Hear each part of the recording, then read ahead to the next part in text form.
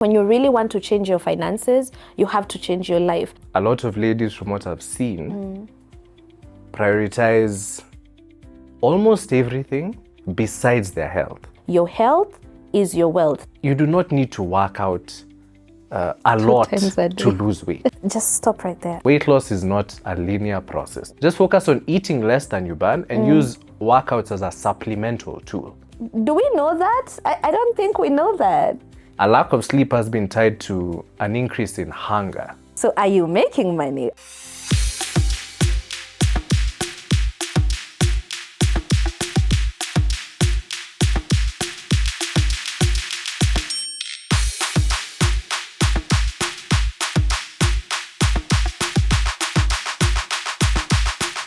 What's up, everyone? Welcome back to another episode of Finance Friday. I'm very, very happy to have you guys join me. I really hope that you guys enjoyed last week's episode because it made me think quite a bit. And we're going to be continuing on that vibe of just also trying to check on how well we are doing in terms of our wealth and also our wellness. But before we get into today's episode, today we are obviously shooting at Sarova Pan-Afric. They've been our shooting partners for the past year or so for the Finance Friday episodes. So today I'd like to introduce you to Tulia Wellness Center, a facility located in Sarova Pan-Afric. They have a world-class gym, a spa, swimming pool, sauna, and even a steam room. It's an exclusive facility for exclusive membership, bringing people together who are like-minded. Think of it like an amazing networking opportunity while you're also focusing on your wealth and fitness. If you are around Upper Hill State House, Kilimani environment, you can visit the gym in the morning before work or even after work in the evening,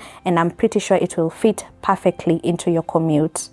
So in last week's episode, we were joined by a protection specialist who was able to take us through the different gaps that we have in terms of building a protection portfolio. And one of the things that came up is how pertinent the health conversation, the wealth and health conversation is, and the connection between all of that. And I know sometimes since we started Finance Friday, we've just been having conversations around budgeting, investing, growing your money, and just living your best life in terms of finances. But what if I told you that actually your health and wellness is a very huge and underrated financial strategy? Would you believe me? I know you guys would, because we've been seeing the kind of conversations that you guys are bringing up when it comes to the cost of health and the what that looks like in terms of impacts on our budgets and also on our investment portfolio, which is why your girl decided that today I'm gonna be joined by an amazing person and friend who will be taking us through wealth and also health and wellness and where the connection is. He's my coach, by the way. Wacheni niringe tu mapema. He's my coach. I don't know. I'll tell you guys if I want to share him by the time we're getting to the end of the episode. So very quickly, GP, I'm so happy to have you here. Thank you for having me. First of all, thank you so much for accepting our invite to come on here. So I'd like us to just start with a bit of introduction, yeah? So tell us a bit about yourself, who you are, what you do, and why you do it. Okay, so I'm Coach JP Nyuha. John Paul is what JP stands for. I am an online fitness and dietary coach for Kenyan women specifically. As far as did you ask why I do what I do? Yeah, where did you start? Yeah, so I've been coaching now for 9 years as of this year. As far as why I started, it goes back to my mom, actually. So my mom was one of my first clients. And I remember she told me that the only way that she'd get on a weight loss program is if it allowed her to eat her banana bread religiously every weekend and lose weight. Yeah. So I had to figure out an approach that was a bit unconventional, because a lot of times a lot of women are told that you need to suffer to lose weight. You need to remove all of the foods you like to lose weight. Sugar is bad for you. So I'd figure out a way that allowed her to enjoy all of the meals she liked in moderation and lose weight, so that we not only got her to our goal, but kept her there for life. So that was the program's inception point. That's amazing. And we've gone since there. Yeah. At what point did you know you want to do this? Is this what you do full time, first of all? Yes, this is my full-time career. Yeah. At what point did you know this is what you want to do? I'd say honestly from like the earliest days, like since my first years in uni, actually. So I remember in my first year, I studied, I think, business development in Tulia University. Okay. Barely attended classes because I despised the course. Yeah. So I pivoted swiftly to doing exercise and sports science in KU. Oh, amazing. It's the only university here that offers the course. So I've known it like from very early on, thankfully. Yeah. That's a very unconventional course if you ask me. Very. Like our class was dry. It barely had any quorum. Yeah. Did you have any form of like mentorship or whatever? Like how, because I'm thinking, did I even know? I was in KU. I don't even know. Yeah. Nice. I did not know that we had such a course. Yeah. So did you have mentorship, or it's just purely just passion and genuinely just being interested in it? Yeah, I think mine has just been passion from the get-go. I've always been into the gym for myself. It started with me first. I was interested in my own health and wellness. Yeah. And then from there, I think after seeing my mom and just many other women struggling, because our industry actually is massive abroad. So I used to watch a lot of people abroad, and I'm like, why can't I just bring that here and localize it to fit our people? Yeah. So, yeah, that's where it started. I'm already starting to think I'm gonna need you on here for another episode, because I'm so interested in how people monetize very unconventional careers, especially in our African setting. Because I feel like we're very focused on the quintessential courses like doctor, engineer, accountant, whatever, lawyer. And then when someone says, hey, I want to do fitness as a career, or I want to do art, like it's almost... are you gonna make money? So are you making money? On Finance Friday, we talk about money, my friend. I'm okay to talk about money. I love it. So do you love it in terms of like, paying the bills, and is it a sustainable career? I'd say definitely. If you do it properly. Yeah. It's definitely sustainable. But it all starts with the service. Yeah. You need to offer something that is... Because weight loss is not a new concept. Yeah. So if you just come offering the same thing, which is just starve yourself, eat slightly less, if there's no unique offering, it's not going to stand out. So first it has to be unique.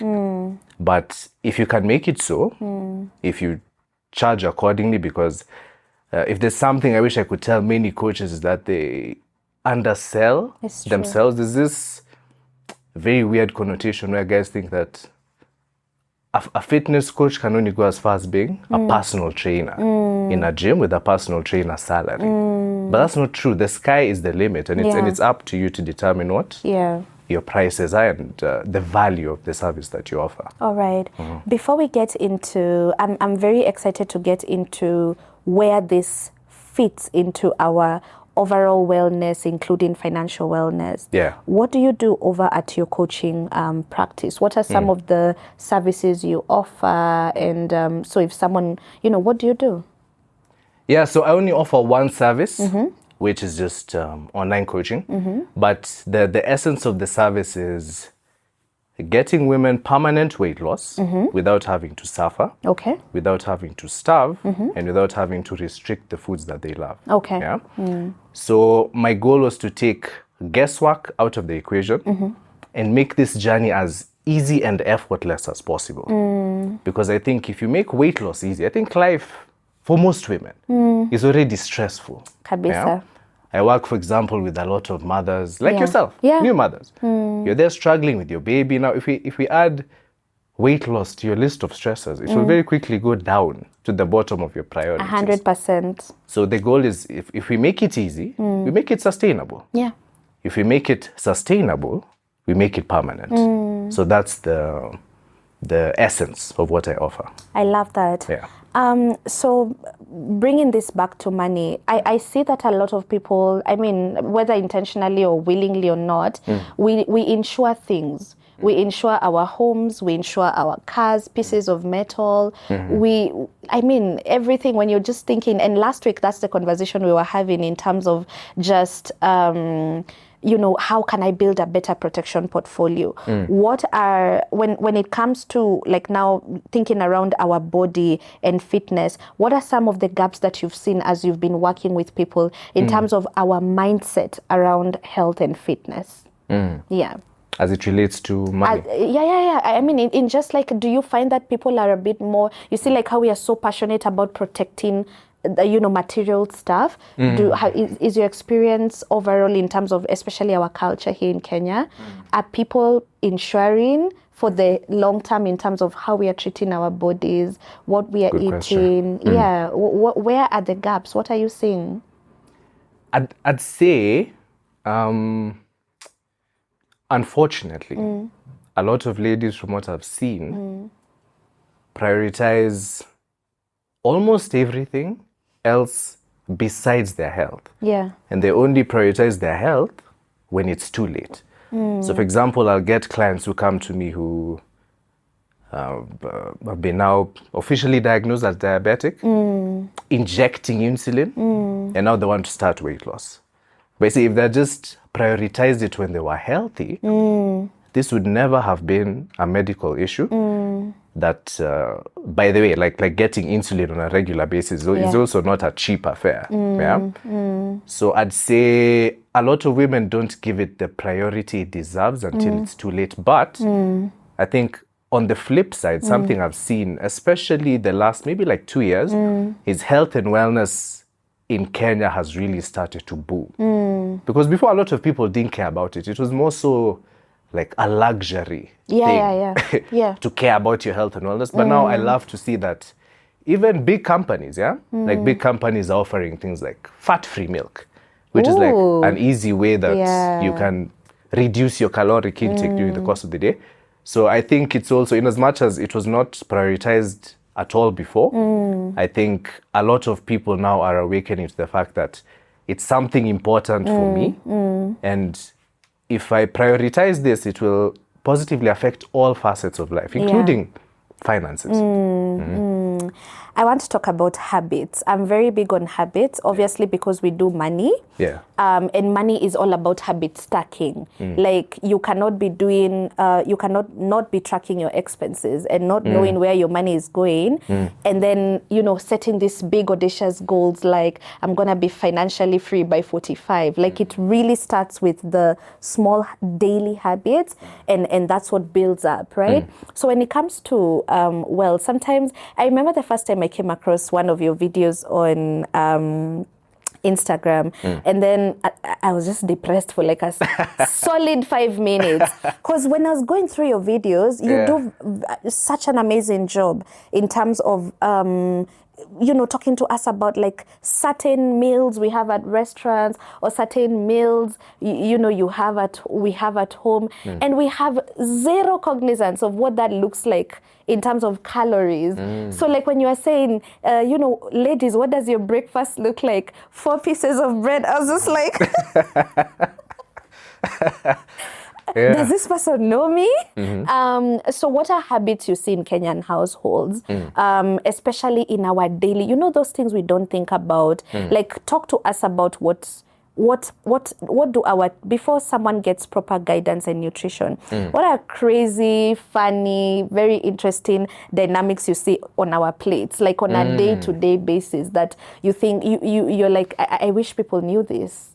Yeah, so I'd say, good question, first off. Now, 2 things. Number one is there's this weird, I don't know if it's Kenyan or African culture, but if you served a plate of food that is too big for you to finish, people feel like they have this obligation to finish what is on their plate.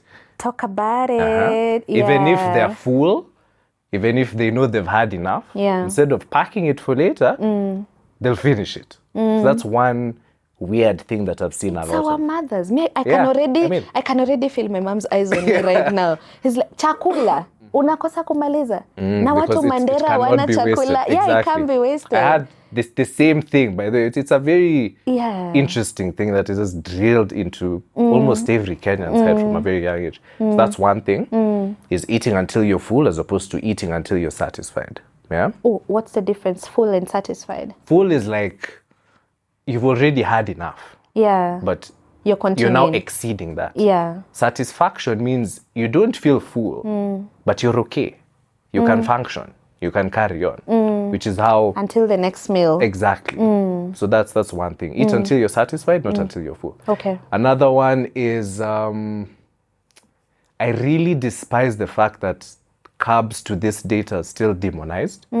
That's not okay. But a lot of Kenyan ladies still overdo their carbohydrates. Case in point, 4 slices of bread. Yeah. Why are you like this? Nah. Unless you're working at a hardcore mjengo for multiple apartments. So in other words, tunakula kama watu wa mjengo. Nah. You do not need 4 slices of bread in the morning. I'm not saying omit it. Just half it. Cut it down to 2. That way you still scratch your itch without completely overdoing your calories. Yeah. And also in addition to that is veg. I think another thing is where guys will serve half a plate of carbs, let's say a quarter plate of protein, a teaspoon of mboga. Teaspoon? Like now that day it makes sense. Or so, non-existent. Exactly. Yeah. They just omit like the cabbage skum altogether. So again, I'm not saying you should omit carbs, but your plate should look something akin to, let's say, quarter plate of starch so that you can still enjoy it. Quarter plate of protein, half a plate of veg. Not that veg is anything magical. It's just that veg is extremely low in calories. Yeah. It's impossible to overeat. And it's high in fiber. Yeah. I mean, it will help keep you full. If you're full, you're probably not going to overeat. Yeah. I love that you've mentioned the macros, because that's where I was heading. I think because of a lack of, so much information in this area, sometimes you're told, and I actually want us to start with this whole carbs discussion. Because again, when we first started working together, I just didn't see how I'm gonna lose all the baby weight while still... You even told me, hey, you want to have a treat every so often? Yeah, we're gonna have that. And I was like, so how will I lose weight? Yeah. So let's start with, please give us like a masterclass or a crash course on how are these things functional to us? Because I also see, especially because now, it's still the first quarter of the year. Yeah. And I don't believe in, even when we're doing money for our clients, I don't believe in extremism of any kind of sort. So you'll find that, and that's one of the things that made me really connect with your work. Yeah. Because you're pro-moderation, Yes. you're pro-balance. So even in money, we do tell people that, a rigid budget will fail. 100%. Like you can't do a budget as though life is set on stone. Yeah. There's all of these things that you have to consider. January had school fees. Now it's March, we don't have school fees. Maybe school fees next will be in May. So our inflows and outflows don't look the same, right?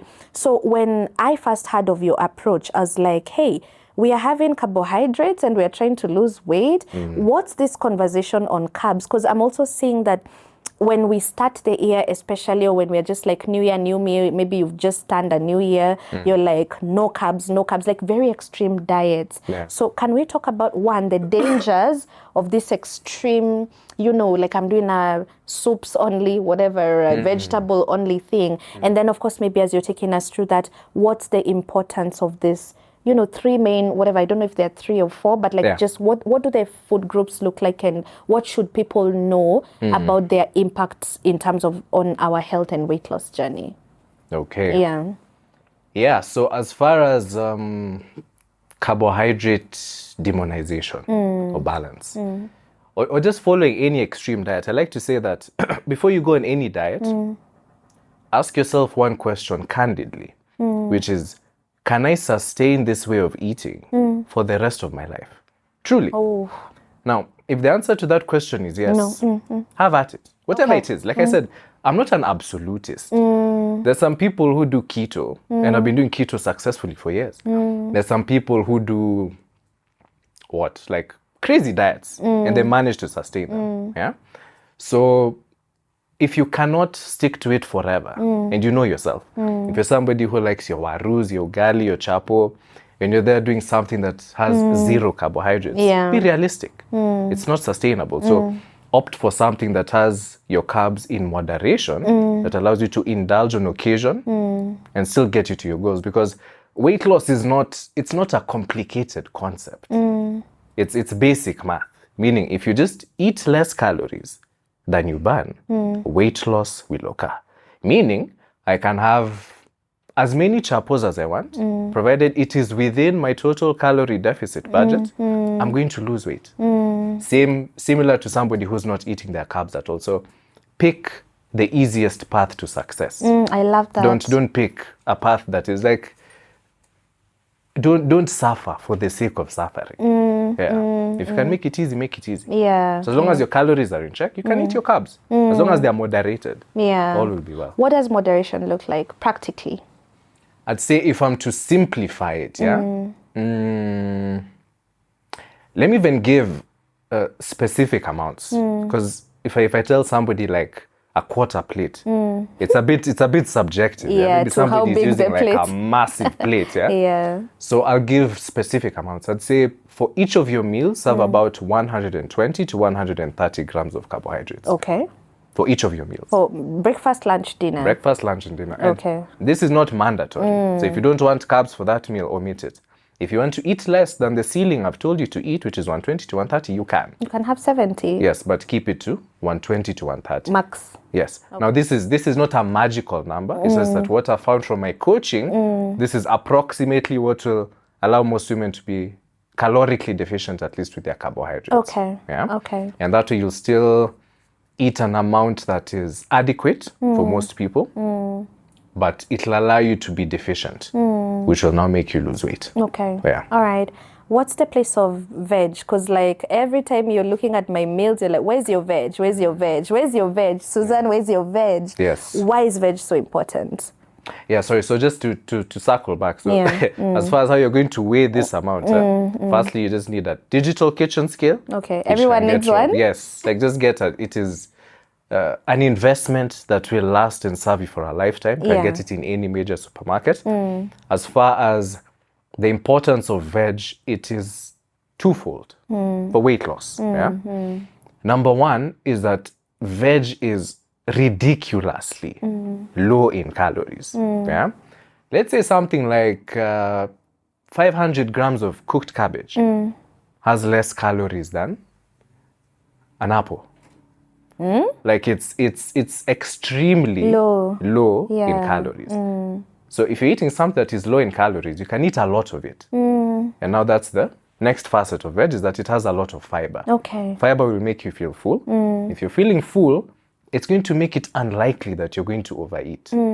Even because a lot of times, like what makes people overindulge is hunger. It's hunger. Hunger and cravings. And stress and emotions and hormones and So if you're there, you feel like there's a mawe sitting in your stomach, like there's no more space to eat. It's highly unlikely that you're going to opt to eat any extra unnecessary food for the day. Where is the place of protein? Because I also feel like we have protein enthusiasts. Yes. Yeah. What realistically speaking, for just a typical woman or the typical household, what should we be doing around protein? Good question. So protein is something that is overemphasized in the health and wellness industry.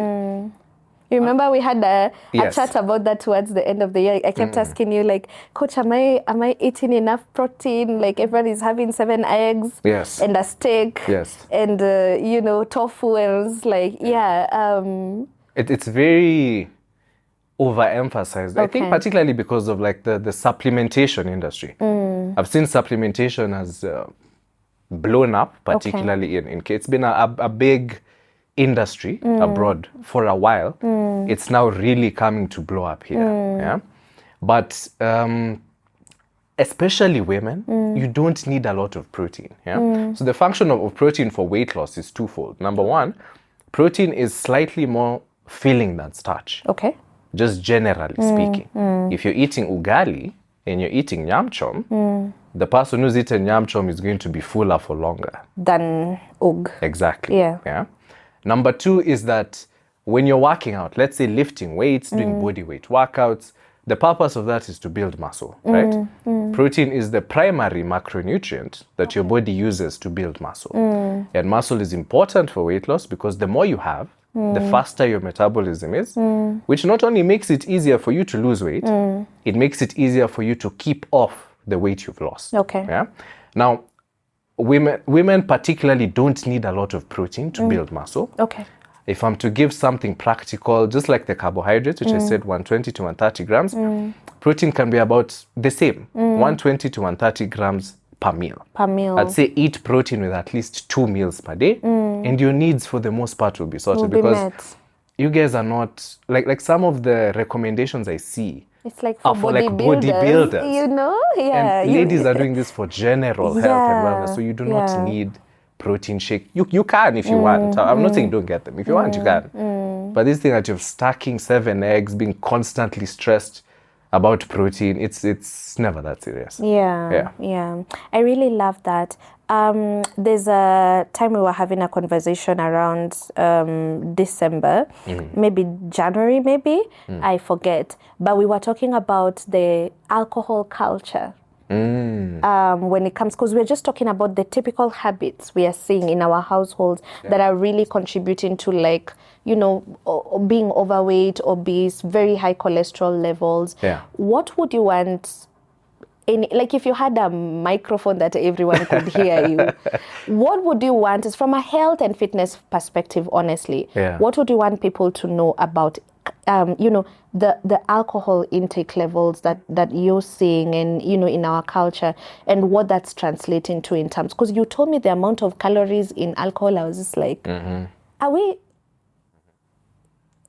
we know that? I don't think we know that. Please talk about it.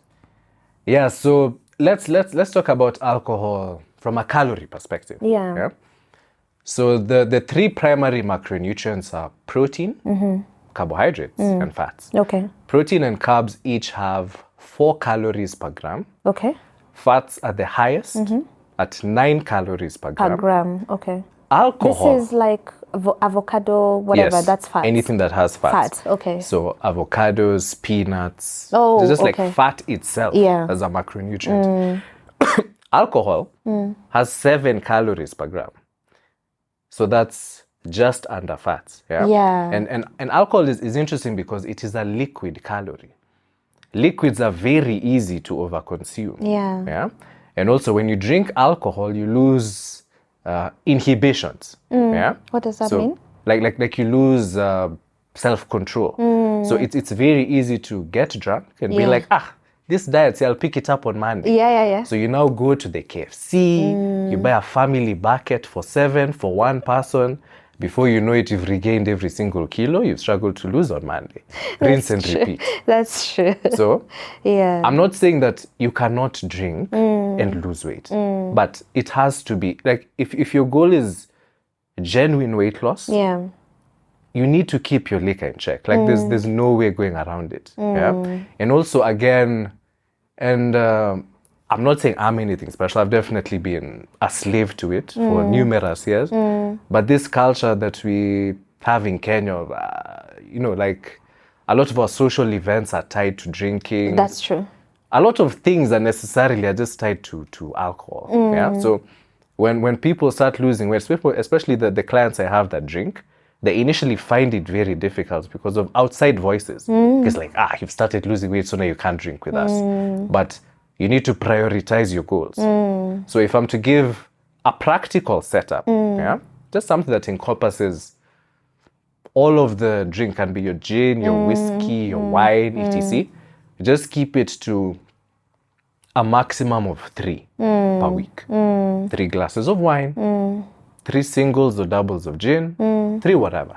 If you do that, and again, it has to be within your calorie deficit budget because it still has calories. Just because it's burning your throat does not mean it's burning fat.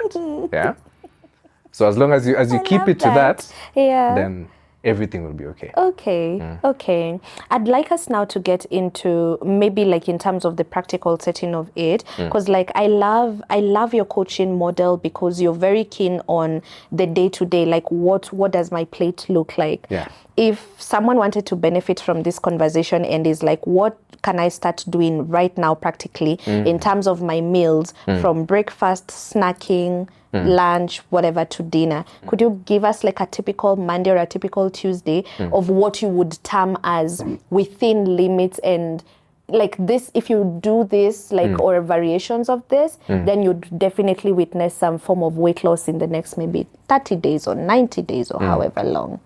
Okay. Yeah. So let me keep it as simple as possible, something you can implement today. Okay. Yeah. Number one, buy yourself a digital kitchen scale. Yeah. That is first and foremost. This thing of visually estimating your foods is ama okay. unaweka mpaka ancestors waseme stop. Yes. So it's okay. Yeah. But we want to get you to your goal quickly. Yeah. So buy yourself a digital kitchen scale. As far as meals for the day, I want you to only eat carbohydrates with 2 meals. Okay. Not because carbs are bad, but you don't need, like people don't need as much as they think they do. Yeah. Now, if you're eating your starch, it's going to be 120 grams per serving. That's 2 meals per day. Protein is going to be 130 grams for your breakfast, lunch, and dinner. Again, you can eat less than these. These are just the ceilings. The ceilings. And if you're doing breakfast, some guys will be like, so now does that mean I have to eat nyake for in breakfast? The morning, exactly. And they don't like it. Can I have pancakes? Exactly. Can I have sausages? Yes. Can I, So you can, your sausages can account for that protein. Your eggs can account for that protein. Your bacon, your baked beans, whatever it is you like to eat. So 130 grams. As far as veg, I'd keep it to 150 to 250 grams. This, for most people, will be more veg than you've ever served in your life. I remember the first time I did, because when you sent me the guide, I was like 250. Like, yeah, this cannot be bad. And then I just, I'm like, The ending. yeah. I'm lot. like, it can't be 250. What do you mean? It is a lot. So again, these are ceilings. Anything between 150 and 250. You can eat below, it's okay. But the reason I like to stack veg so high is, like I said, it will make you feel full. Okay. And again, if you're feeling full, this journey will be easy. So carbs twice a day, 120 grams. Yeah. Carbs of it, even your pancakes classify as carbohydrates. Protein, eat it with at least 2 to 3 meals, 130 grams. Veg, 150 to 250 grams. Water, I would say, because most people have a terrible habit of hydrating, I'd say keep it to at least 1.5 liters plus. If you can get higher than that, well and good. Well and good, better. But is it please better? do not, yes, for sure. But don't, do your best not to drink below that. Just for general health, and also water as well will help keep you satiated and full during the day. Okay. If you do those few things, at least food-wise, because I don't want it to add too much friction that I'm not recommending. Exercise and all these things, like want to habit stack slowly. Yeah. So if you can just start with that, give it a month, I assure you will see excellent progress. And the beautiful thing is that you'll still be able to eat the same meals you eat, just a bit less. Just a bit less. Yeah. All right. So you said that you work with women. Yes. And like for us, our hormones are, we cannot talk about health and fitness and weight loss without taking that into account. True. And I know, like, depending on where you're at in your cycle, you know, how stressed you are, how well you're sleeping. We will talk about sleep. How do you help your clients deal with these things? Like, especially because I know when you're hormonal, you're definitely having cravings. Yes. So what are some of the things that you help in terms of like the plate of this person that you know? What helps with cravings? I think that's just a direct question. What can I do in, you know, how I'm eating, or, you know, as a woman to just really help me with cravings? We're not saying they'll not come. Yes. But I also know there's a place in terms of what I'm putting into my body that helps with, you know, just trying to help me really, really cater to the cravings. Yeah. Wow, good question. So I'd say number one is be gentle with yourself at that point in time. Because I think a mistake that some ladies make is you deny yourself the craving because you've been told it's bad. Yeah. But the thing with human nature is you want what you have told yourself you cannot have. So when you deny it, it will intensify the craving. Eventually you'll binge, you'll feel horrible about yourself, and then you're back to square one. Yeah. So we could have mitigated that entire issue by just nipping it in the bud and having your craving in moderation. Okay. Even if it's every day. Because I work with ladies, I know particularly, I don't know if it's the same for all women, but what I found is particularly in the luteal phase of you guys' cycle, cravings are madness. You can't control it. Yeah. So I think instead of going against the wave, ride it. Yeah. So allow yourself to have your slice of Art Cafe salted caramel cake or carrot cake, your Java macadamia cookies. It's okay. Have it in moderation. And also expect yourself to mess up. Like I have many clients who in this week overdo their treats. Like you one treat per day. It can be a slice of cake, it can be 3 cookies.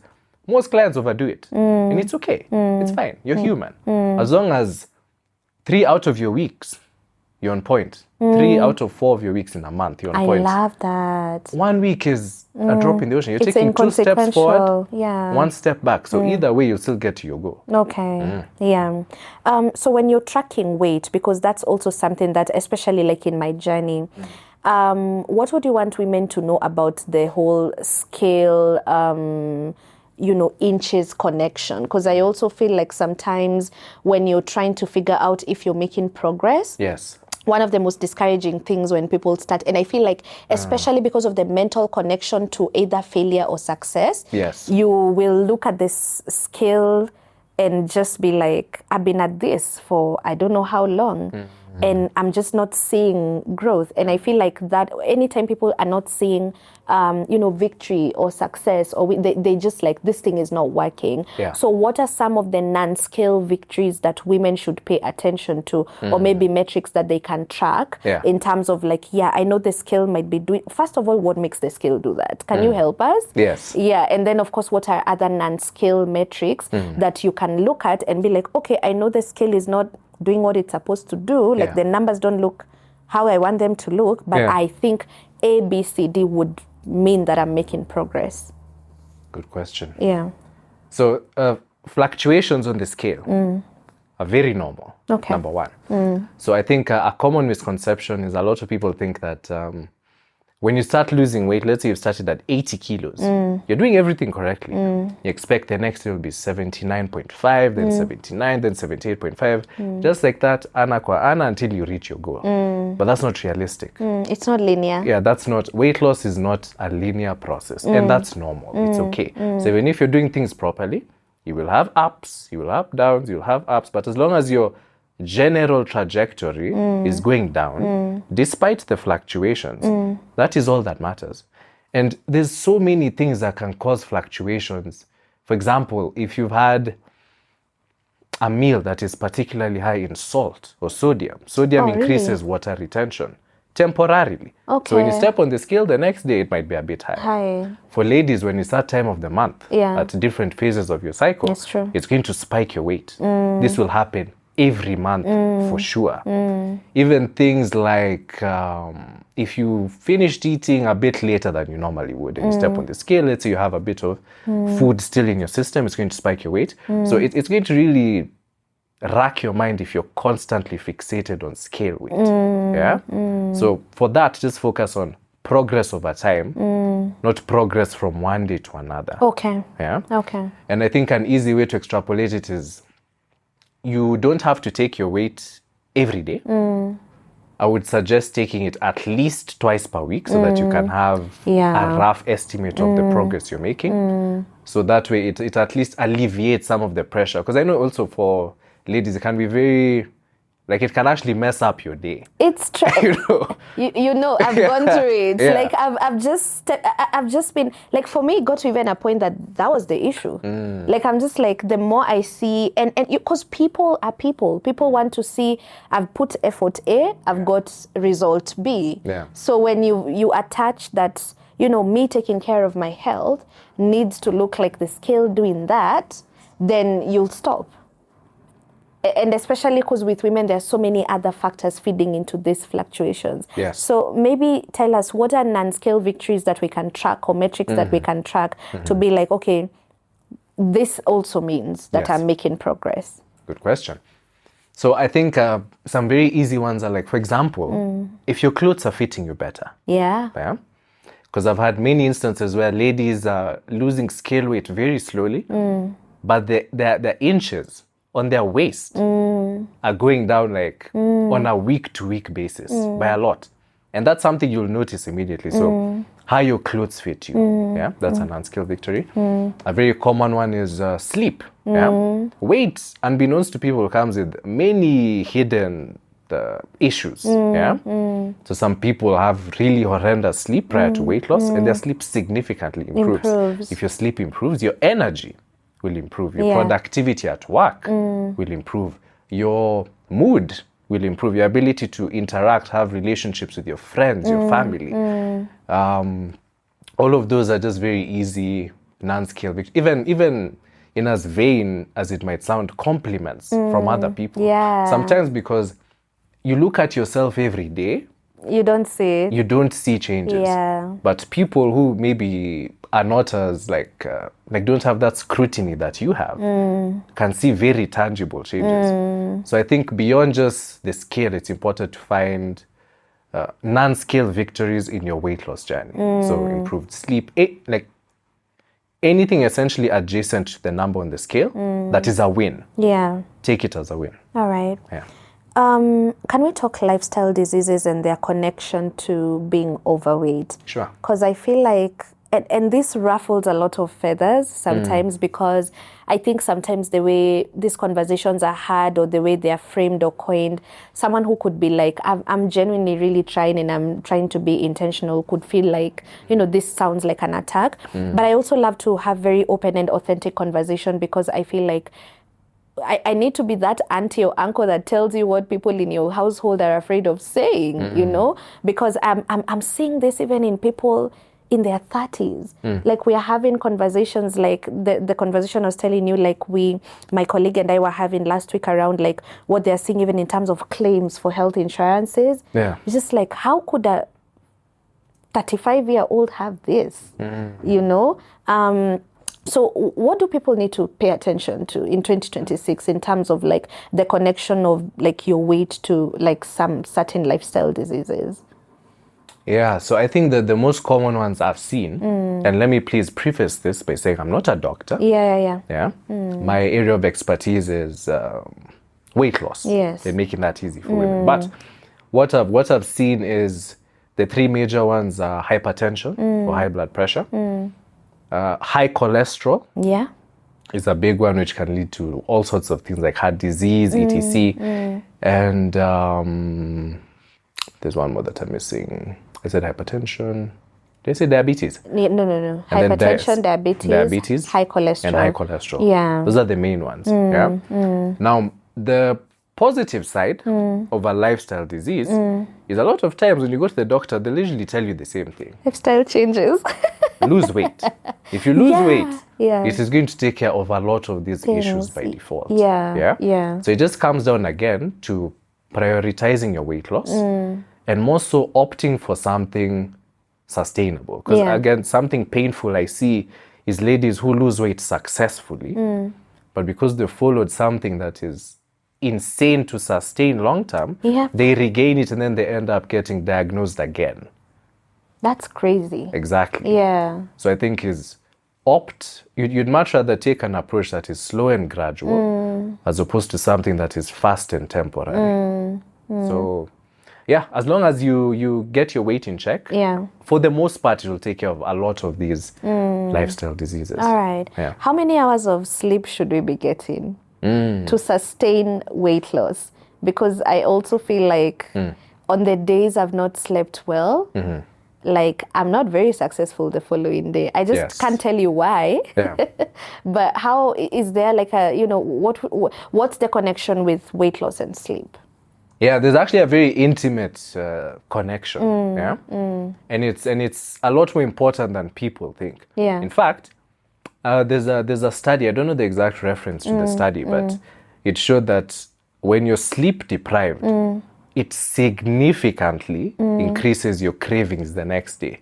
Yeah. Like you usually find yourself like you're not even going for food. You're just going for weird things. You're going for like a burger, fries, cookies. Like your cravings seem to be intensified. Yeah. The more sleep deprived you are. Now, if your day is filled with eating all these delicious treats that are very high in calories, we can just assume that is not going to bode very well for weight loss. Yeah. And number two is a lack of sleep has been tied to an increase in hunger. Okay.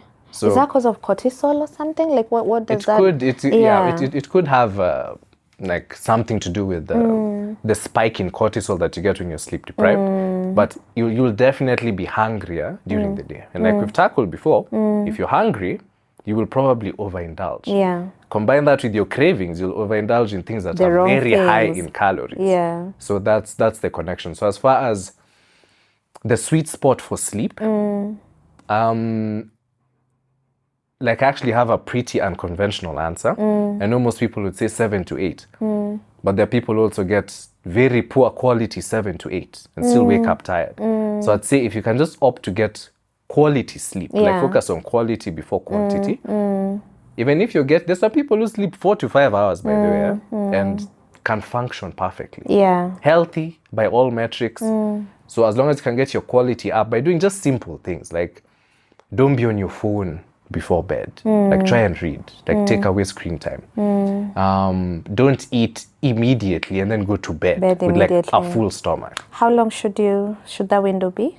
I would say at least an hour. Okay. If not longer, if possible. The longer the better? The longer the better. Okay. Like just so that you can ensure that your system is focusing on sleep as opposed to digestion. Okay. Yeah, so if you can allow yourself some time, that should be best. And then also just don't drink too much water before bed so that you're not waking up back and forth between the loo. If you can do just those 3 things, it will do wonders for improving your sleep quality. All right. Yeah. Let's talk misconceptions around movement. Because when I started your program, I thought I was gonna be a gym rat. Like at this point, like Monday, Tuesday, Wednesday, Thursday, Friday, Saturday, 2 times a day. Because unless you want to lose weight, I find that you have a very balanced approach. Yes. When it comes to movement. So what are some of the myths and misconceptions you're seeing, especially in the market? Because I also feel, especially as a mother, the time I have for anything is this much. I see. It's that much. Because if I'm doing house care and child care, I'm trying to be a corporate buddy, I'm trying to meet up with my friends, I'm doing all of this, like you find that by the time, and I guess that's what, when we started, that's what you said, women make time for everything. Sometimes I just think, I mean, wacha nitetee wanawake, kusema ukweli, it's not even that you intentionally are doing it. I think it's just expectations around you and how we are cultured to almost, for lack of a better word, self-sacrifice. You feel guilty when you leave your child in the morning to go to the gym, or you feel guilty because you came late because you were in the gym. Like it's meant, I've actually severally asked my husband, do you ever feel that guilt? He asked me what that is. So it cannot relate He at all. asked me what that is. I'm like, you never feel guilty. Si mtoto ako sawa. Interesting. Mimi mtoto anaweza kuwa ako sawa, but like if I'm constantly say like 4 or 5 days out of the house, in the weekend, I'm just feeling like, oh my God, I left my baby. So now it's like you're trying to overcompensate. So there's a lot of like, I think there's nature and nurture affecting that. So could you help some of the ladies that are maybe watching us in terms of like, what would be sustainable for a very busy career woman in terms of movement? Just, I love baby steps. Where do you start? Especially if you've never set foot in a gym. You don't even know north from south, but you're like, in 2026, I'm going to lose weight. So now I understand what my plate should look like. What should movement look like? Okay. Yeah, so I'd say, first of all, that's a very interesting concept that you just laid out. Because it's true. I hear it a lot, actually. With moms. Working with moms, especially new moms. Like that guilt. Yeah. That's Interesting. So thank you for sharing that. Yeah. Now, as far as things you can do immediately is, I'd say, take the easiest path to success. Yeah.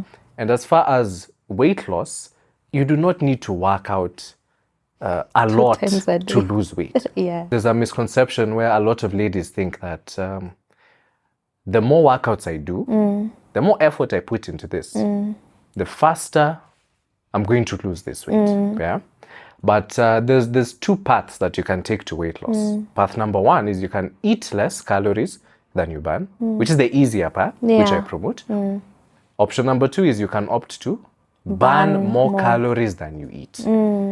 Case in point, the lady that is doing 6 gym workouts per week, 1 hour per session, killing herself. She's doing another 30-minute to 1 hour cardio workout after those workouts 6 times per week. At the end of the month, she's lost 1 kilo. She's very sore on a daily basis. She's sacrificed all this time and gives up on weight loss altogether. So I think an easy approach is just focus on eating less than you burn and use workouts as a supplemental tool. Okay. So as far as what I'd suggest practically is for most women, you're doing this for general health and wellness. So just do 2 workouts per week. Okay. That is more than enough. You can either choose to do it in the gym or do it at home. Something is always better than nothing. Each workout can only be or can be about, let's say, 15 to 20 minutes per session. I think anybody Can do on that. God's green earth can make 2 days per week, 15 minutes per session to exercise. Even a mom. Exactly. Yeah. Especially because it's at home. You can be close to your baby, etc. Yeah. And then as long as you're just focusing on some form of progress over time, it can be doing more repetitions if you're doing body weight exercises. It can be lifting slightly heavier weights if you're in the gym. Yeah. As long as there's progress in some facet, then that's okay. And you see, like usually 2 days per week is a lot easier to sustain long term, which we have to think about. And that's what I love about your program, JP. Like the sustainability aspect of it, I think is what makes it so successful. I've looked at your work and some of the transformations that you post on your platform, and I've seen crazy, I would call them crazy, honestly, because someone is moving from 3 digits to double digits, even lower levels. And I'm very curious as to your opinion on the current buzz around, do they call them injectables or whatever, like Ozempic and stuff like that? Sometimes when I look at the photos you post, I'm just like, are we sure that this is just a caloric deficit? Injecting them on the side. Yeah, because it's possible, you know. So why not use that approach? What's your opinion on that? Because I've worked with you. It's been several months now, so I know it's just like. I mean, you just came in and you were like, have you done your work today? I was like, it's Friday, be nice. What's your opinion on what? Because I'm seeing a lot of very young girls. You're feeling you're overweight, and then we feel like the work is a bit too much. Some women feel like, wow, I'm just gonna be in the gym for a whole 1 year and nothing, because a lot of people are saying, I've done this, I've tried looking at my food or, tried doing the gym. If they have or have not now, that's a subject for contention. But like, I would want to hear what your opinion is with regard to because I know there's what you do that is massive. We could put some images on here right now. But like, this is crazy. Why would someone take this route and not the other? Especially in light of these easier ways out, like injections, Ozempic and all of that. Yeah, so I think I can start first by empathizing with the lady that wants the faster approach. For me, it makes perfect sense, actually. Like if you have option 1, which has all this hard work, all this suffering, maybe you've tried it before in the past and it's not worked out for you. Logically, I can see why you would definitely veer into the Ozempic or Mounjaro route. It makes sense. And I think actually it's a failure on the health and wellness industry to women. Because for so many years, it has been touted that you need to suffer to succeed. So obviously, when an approach comes that tells you we can take away the suffering and you're going to succeed. It makes perfect sense why a lot of ladies are veering towards this approach. Yeah, which is why I've toiled to make this as easy as possible, to remove as much effort from the process as possible. Yeah. Now, as far as whether you should take option A and option B, I will start first by saying a disclaimer that obviously I am not a doctor, I'm not a clinician. If any of you ladies decide to go on your Ozempic, please discuss with your doctor first.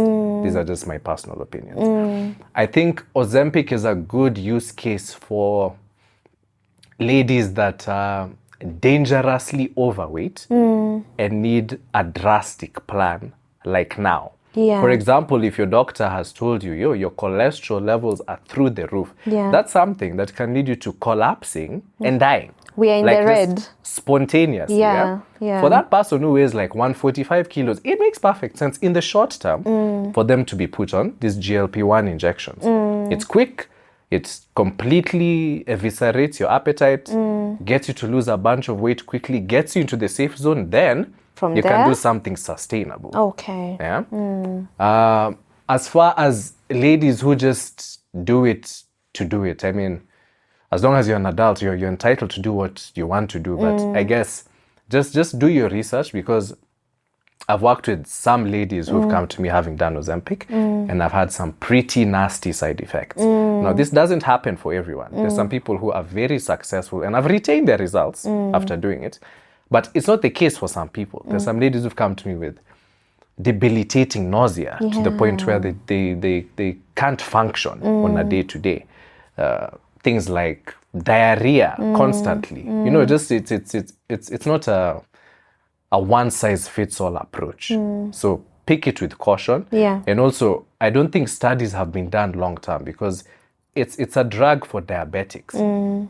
It's just that one of the side effects happens to be appetite suppressant. Okay. Or, that's how you lose weight on the drug? It completely just removes your desire to eat food. Okay. Yeah. So it reduces a lot of food noise, completely reduces your appetite. And if you don't have an appetite, you're not going to eat. If you eat less, you're going to lose weight. So that's one. And then also I'd say, think about it long term. You're not going to be on these injections for life. That's true. It's not even affordable. We are talking money. I'm just like, so every week I go in for an injection, I'm spending cash. Yeah. So you're not going to be taking it for life. Now, imagine at the point you stop, after spending all this cash, lost all this weight, you're now happy with this person you see in the mirror. It is going to break you if you were to regain that weight. It's true. Like, it can genuinely break you mentally. So I think a better approach for most women, I'm not saying all, is just try and find something that is sustainable for you. Yeah. Whatever that is, stick with it. But again, for those ladies that have chosen the other approach, like I said, I empathize and I can see why you took that direction. I just say, before you do it, have a very candid conversation with yourself, and more importantly, your clinician, to make sure that it's the right choice for you. Yeah, I love that. Earlier on, I was telling you that one of the things that keeps me inspired to work out outside of and just to, of course, just really pay attention to my health and wellness, other than the aesthetic bit of it, because you look good. Thank you. You know, when someone pays attention to their plate and they pay attention to their movement, have the right mindset and attitude, like, I feel like it's just that one of those byproducts that just comes, there's that aesthetic, like, you look nice, right?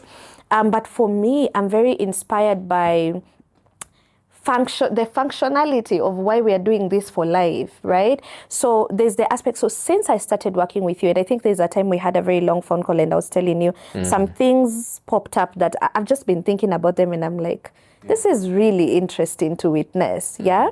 So my sleep, because you remember my baby wasn't sleeping at some point. Yeah. And then he started sleeping, but I couldn't sleep. Because I think my bio clock was already like messed up. Yeah.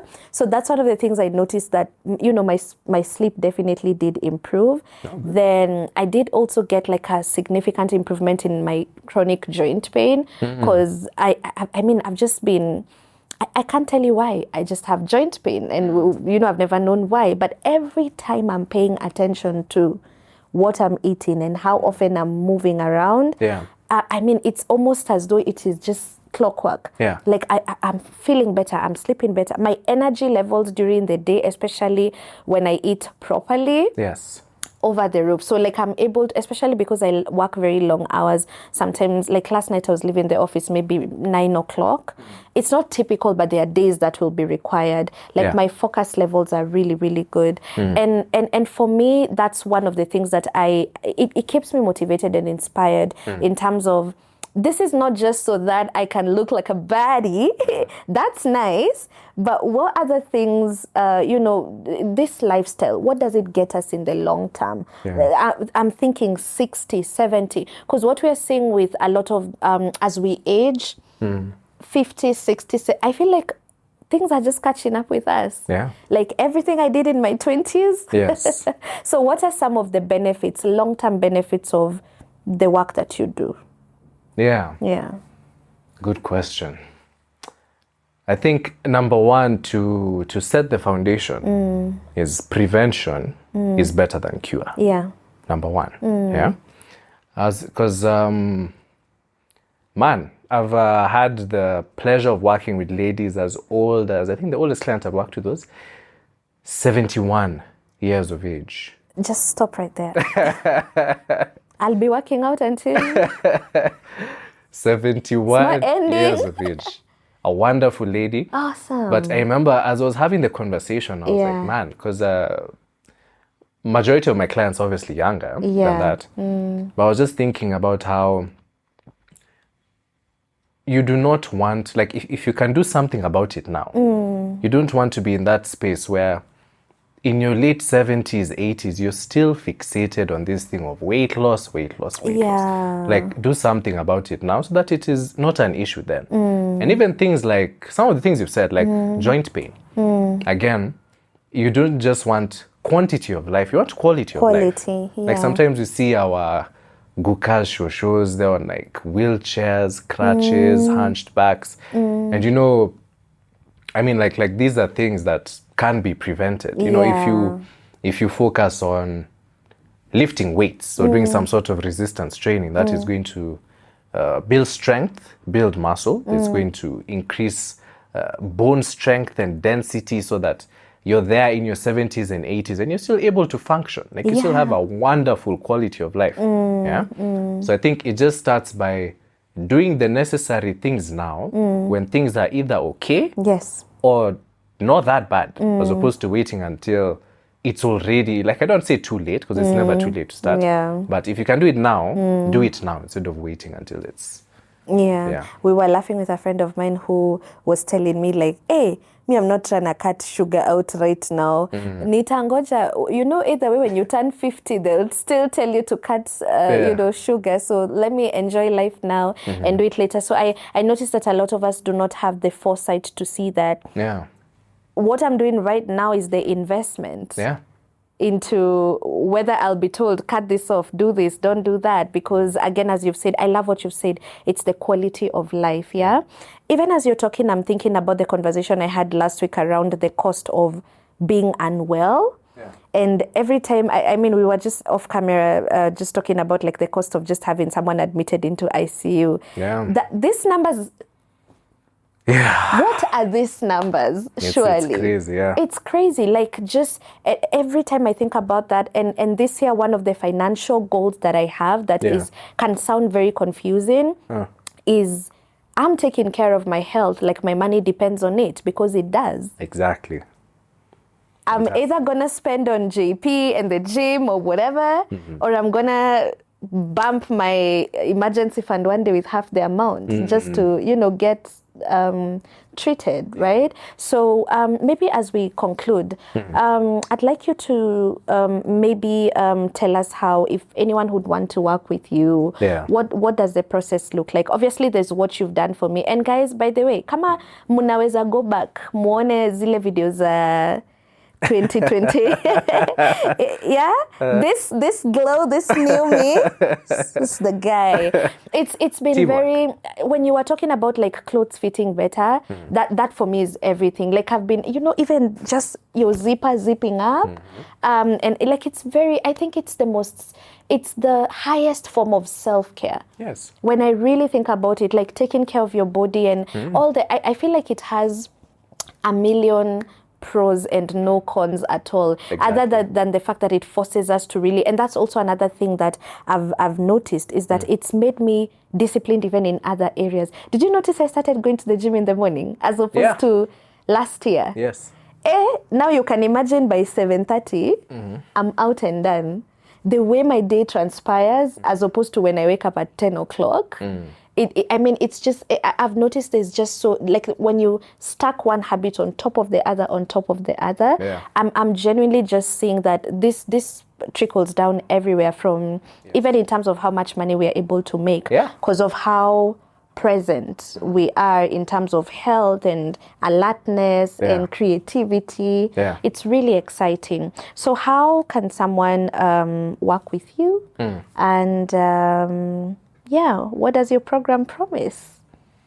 Yeah, so as far as how you can work with me, I'd say I'll leave Susan with a link. Yeah, we'll put it down below. Yeah, to my website. If you just scroll to the very bottom after you see the testimonials, feel free to book a call. And I'd be happy to take you through it. As far as my promise, I think it circles back to what I said in the beginning. Which is, if you're tired of being told that weight loss is synonymous with suffering, if you're tired of being told that carbohydrates have no place in a weight loss diet, if you're tired of being told that you have to work out constantly in the gym or at home to lose weight, if you're looking for something that is permanent, if you're looking for something that still allows you to enjoy all of the foods you like in moderation, if you're looking for something devoid of suffering, devoid of starvation, then that is what I have to offer.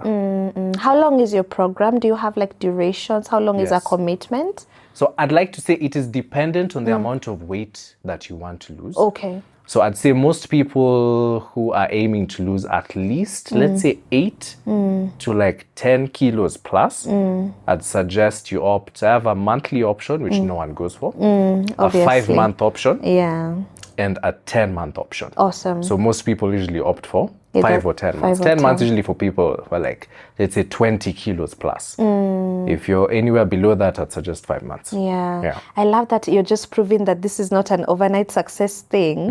It's you need to give it the time and just for the transformation to happen. Yeah, but if you zoom out, 10 months compared to the rest of your life, in the grand scheme of things, is nothing. Yeah, I love it. Thank you so much for coming over. Of course, thank you for having me. Ladies, I hope you have learned and you've enjoyed. Feel free to reach out to JP. What's your parting shot? Parting shot. Yeah, I'll put you on the spotlight.